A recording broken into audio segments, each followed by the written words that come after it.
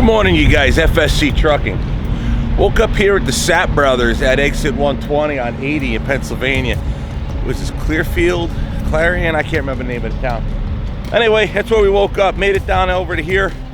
Parked in here last night, getting up this morning. We got to go start unloading. First stop off today, the next two off tomorrow. That's how today's going to go. With that, what do we have behind me? We have Orwell behind me. Orwell is my 1984 Peterbilt 362 Cabover. Named it after George Orwell, the famous author that wrote the book 1984. Orwell is a 1984 Peterbilt. There you go. Put the two and two together, you get, plus the times we're living in, seems to fit just fine. With that, we got generators over here and a welder, little welder trailer. The welder trailer is going over to Wilkes Barre, Pennsylvania, and these two generators are going to Massachusetts. This is the one picked up at Kohler. That's the one picked up at the yard, along with the little welder got picked up at the yard. Seen that in previous videos. So we're gonna go ahead and fire Orwell up, get some heat in the engine, and start rolling to Wilkes Barre. Got about 2.5 hours to get there, then about another 5 hours to the next stop. So we're gonna drop off the welder, go try to find us a place to park somewhere in Massachusetts, and then get on at 8 o'clock in the morning and go get unloaded. And then the next one's about 2 hours or so past that, down on the Cape.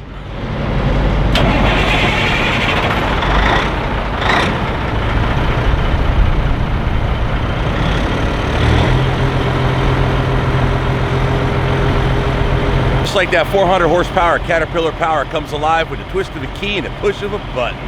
Hey, I like them apples. All right, let's get on with today. I'm gonna eat my breakfast and let's go. We'll show you breakfast here. It'll work. Alrighty, so this is for later. It's an Italian sandwich. Hope it's good. 2 orange juices. That's for pretty much immediately. And a couple packs of salt. This here. So I got my egg cup. 4 eggs. Bill and Lucy's 4 hard-boiled eggs. Well, not much money you can make just hard-boiling eggs and slinging them at truck stops. Sounds like a real simple and easy job. So that's what's for breakfast. Got crap to do. You got time to go inside and eat a big old meal and pay a fortune for it. I haven't eaten here in a while. I'm not gonna say it's bad. I'm not gonna say it's good either.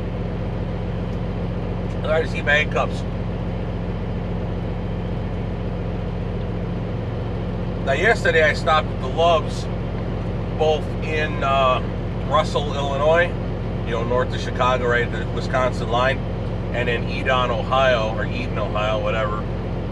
Eden's with an E, not with an O. Anyway, got my salad over there too. That's pretty much all I had yesterday. I'm gonna put eggs in my salad for the protein, otherwise, you know, not all of them's got meat in them. Yeah, I know. If you read my comments, everybody knows better than me on how better to eat. Or perhaps maybe I should go to Burger King.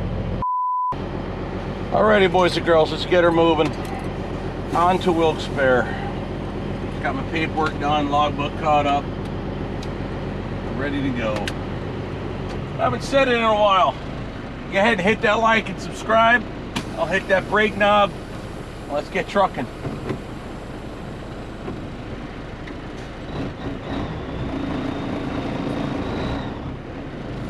By the way, a lot of people ask me what this handle's for.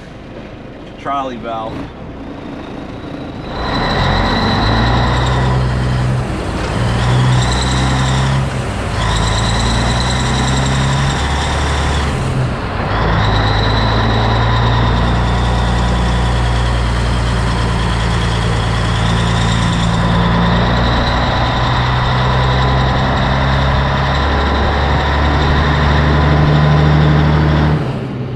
Trolley valve does is the same thing as stepping on the brake, except it's stepping on trailer brake only. You know, take my foot off the throttle.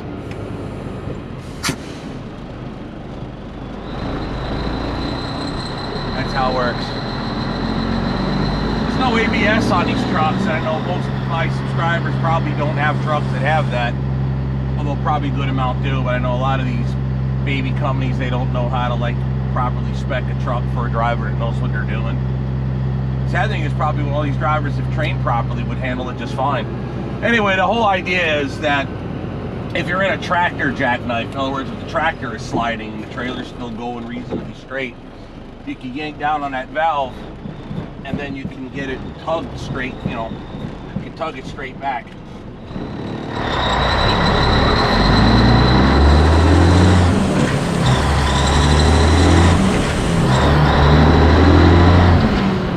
So if the tractor was sliding, you could apply trailer brake and let the tractor go, like take your foot off the brake, and then basically try to straighten her out. Of course, you have to steer too. Also, if you're sliding your tandems, your spring brakes, your parking brakes, they're reasonably strong, but nothing is stronger than stepping on the brake. So how do you roll the tractor while applying trailer brake without relying on a weak parking brake on a trailer to slide tandems, especially if they're sticky? So that's what trolley valve is used for there as well.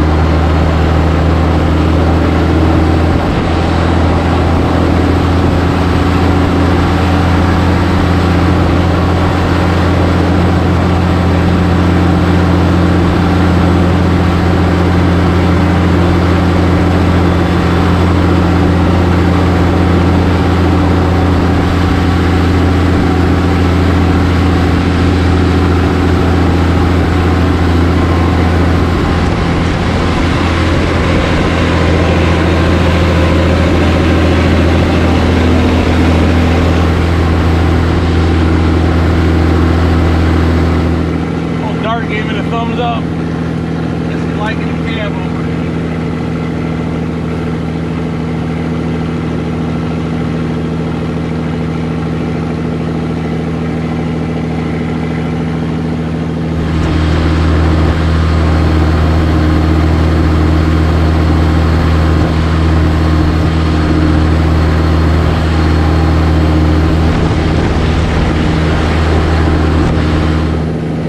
Like that, when you get thumbs up and they see your truck and they like it and they appreciate it, you know, it puts a good feeling in you.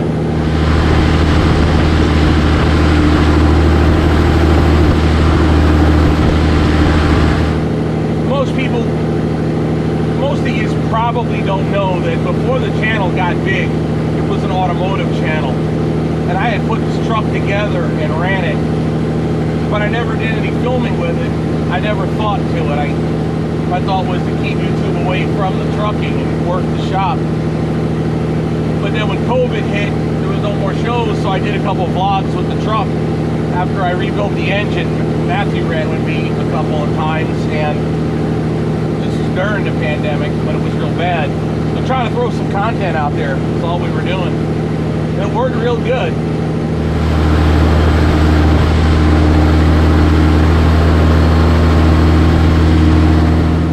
Enjoyed looking at the truck and all that, and I thought it was cool. Morning, big money. Hey, Gravy, good to 161 there, George. Take that back going eastbound down over Snowshoe. They had one with a four-wheeler there, your side. All right, south point 11 there. We're heading up towards Wilkes Barre. There's one working there below the state shed there. Be 19.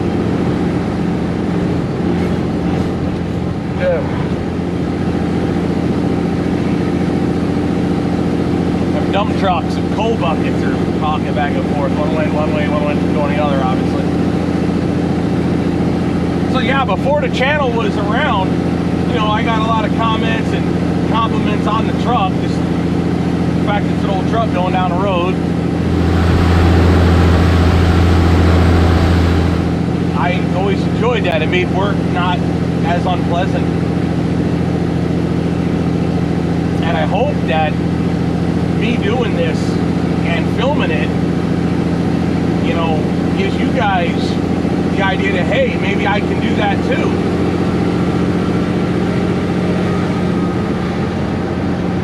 You know, especially a lot of you owner operators. You know, like yesterday, dude came over and was talking to me, a fan of the channel. You know, he had his big stretched out Kenworth stainless steel spread axle. I think I was talking to him on the radio, like when he passed me. You got it there whenever you want it, Cabover. Thank you, driver. Morning, Sam. Yep, big time. Well, one's working up there by the state shed bridgeways, all I see right down that way.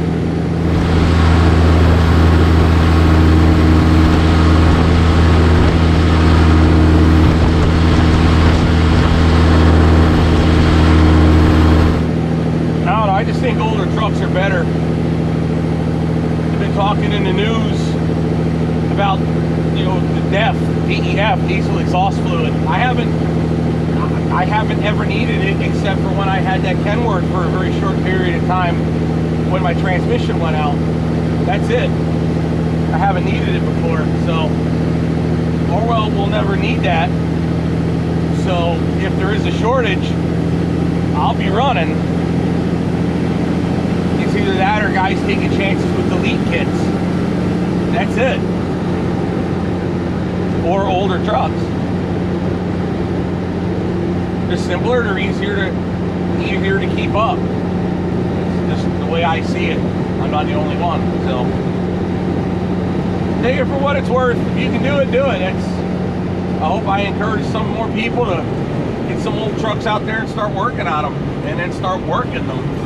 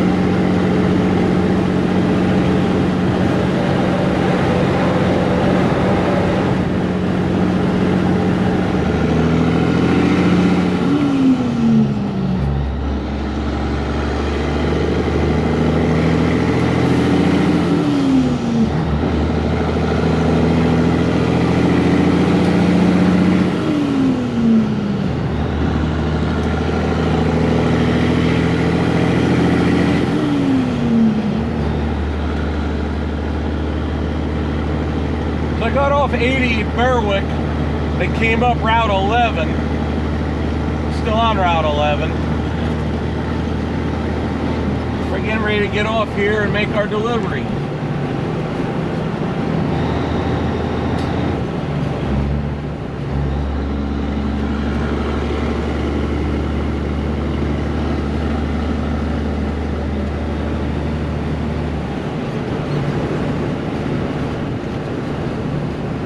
Coincidentally, we're not really all that far away from where my dad grew up as a young child.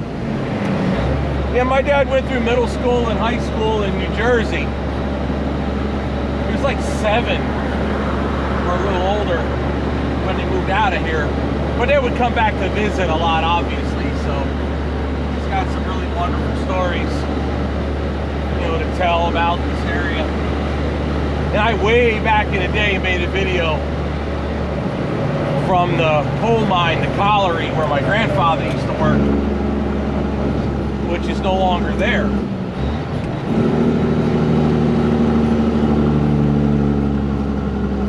Somewhere not far from here, not far from where Dad grew up, is FSC Auto Sales, which is still to this day, as far as I'm aware of, owned by his Uncle Myron. It was my grandfather's brother. He's still around. He was the very small brother. He was like, the other brothers were older, and then they had one more many years later. He's still around. He's only a few years older than my father.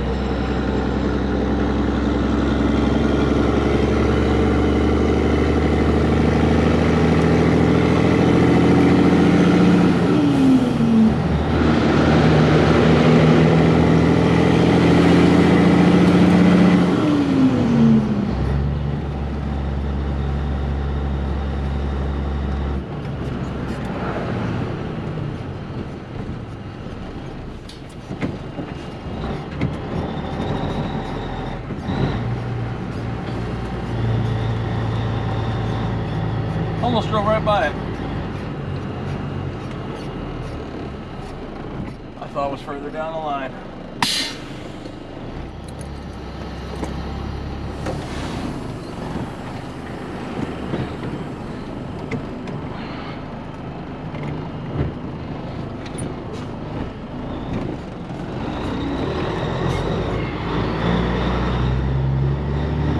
Told me to go ahead and go around, stay to the back, and pop out over on the other side where the trucks go in and out. They'll unload me there.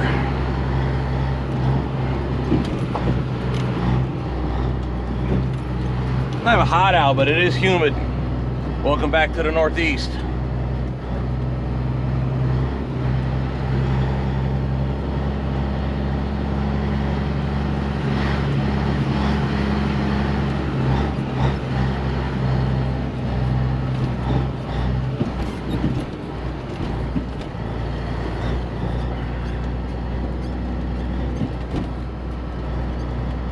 Park to the right side of loading zone 1 here.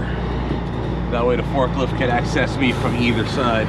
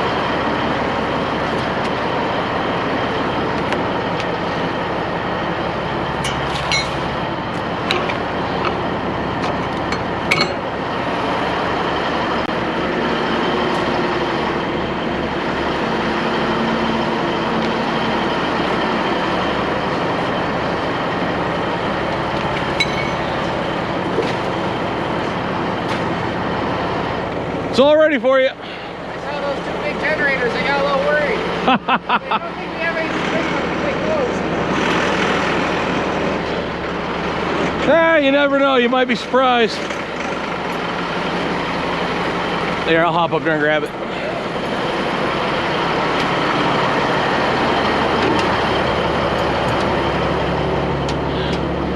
Come in a little more. Good. Go up.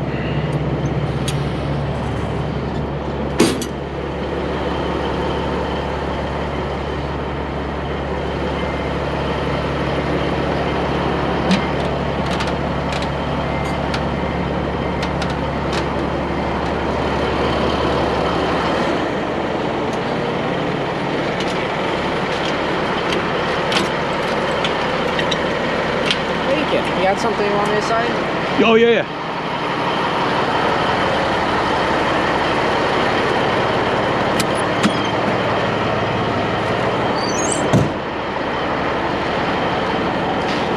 There you go.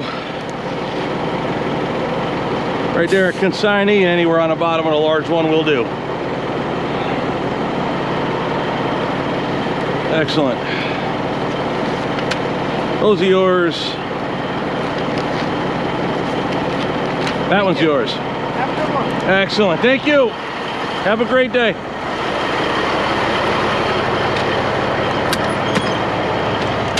Easy peasy. It's like I like it.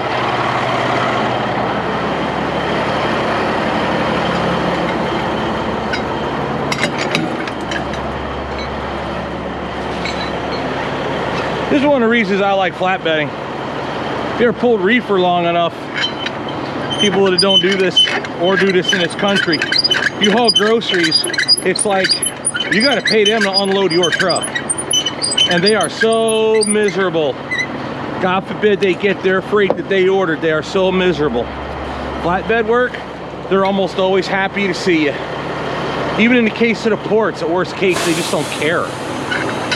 They just get you in and out, but they don't care. But most places you go to, they're absolutely happy to see you, and they work well. Like literally, boom, what's this take? It took more time in the bathroom than it took to get unloaded here, and I was the one in the bathroom.